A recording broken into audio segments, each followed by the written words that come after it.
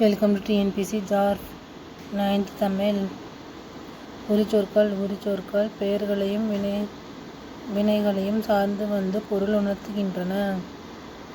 உரிச்சொல் இசை, குறிப்பு, பண்பு என்னும் பொருளுக்கு உரியதாய் வரும். கடிமலர் மணமிக்க மலர். கடிநகர் காவல் மிக்க நகர். கடி விடுதம் விரைவாக விடுவோம். கடிநுனி கூர்மையான நுனி. ஒரு சொல் பல பொருளுக்கு உரியது.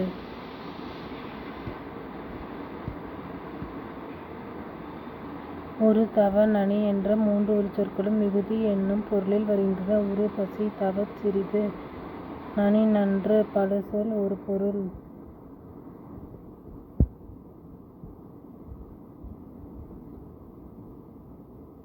ஒரு சொல் பல பொருளுக்கு உரியதாய் வருவதும் உண்டு.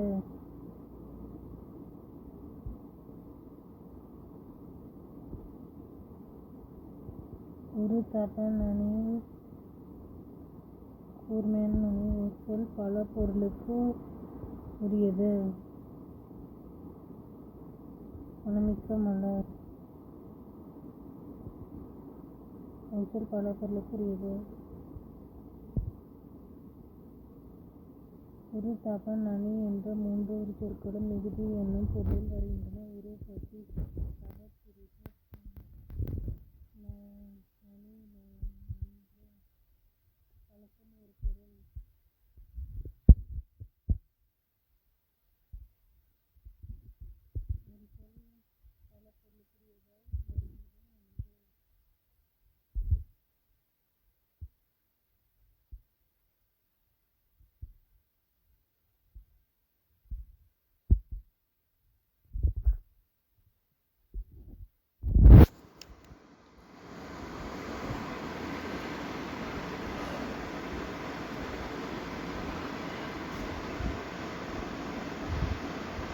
ஒரு சொல் பல பொருளுக்கு உரியதாய் வருவதும் உண்டு. ஒரு சொல் பல பொருளுக்கு உரியதாய் வருவதும் உண்டு. பல சொல் ஒரு பொருளுக்கு உரியதாய் வருவதும் உண்டு. மல, குல என்பவற்றிலிருந்து உருவானவை. மழலை, குழந்தை போன்ற சொற்கள் உவப்பு, உவகை, பசப்பு, நிறம், மங்குதல், பரப்பு, பயணம் போன்றவை அப்படியே பயன்படுகின்றன. செழுமை என்பது செழிப்பு, செழித்த, செழிக்கும் என பெயராகவும் விலையாகவும் பயன்படுகிறது. பிற உரிச்சொற்களும் அவ்வாறே தற்காலத்தில் பயன்படுகின்றன.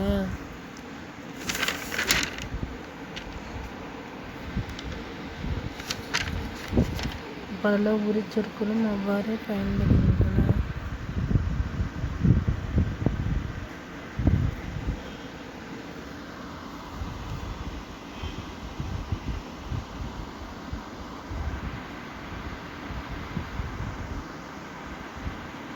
பொருத்தமாக இணைத்தெழுதுக. அவன்தான் மனிதன், அவனும் மனிதன், அவனே மனிதன், அவனா மனிதன். இயற்கைதான் அழகு, இயற்கையும் அழகு. இயற்கையே அழகு, இயற்கையா அழகு.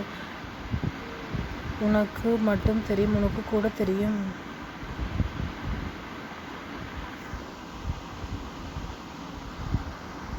பொருத்தமான உரிச்சொற்களை எழுதுக. மா பெரும் பொதுக்கூட்டம். கடி விடுதும் வாள் நுதல் சாலச் சிறந்தது. கடிமனை.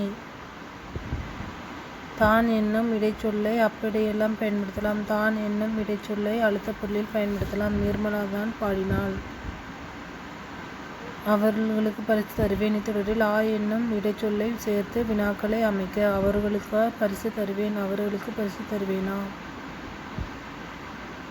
செயலில் உரிச்சொற்கள் அத்தகைய பொருள்களில் இடம் பெறுகின்றன. உரிச்சொற்கள் செயலுக்கே உரியன என்றும் அவை ஒரு சொல் பல பொருளுக்கு உரியது, பல சொல் ஒரு பொருளுக்கு உரியது என இடம்பெறும். Like, share and subscribe. Thank you.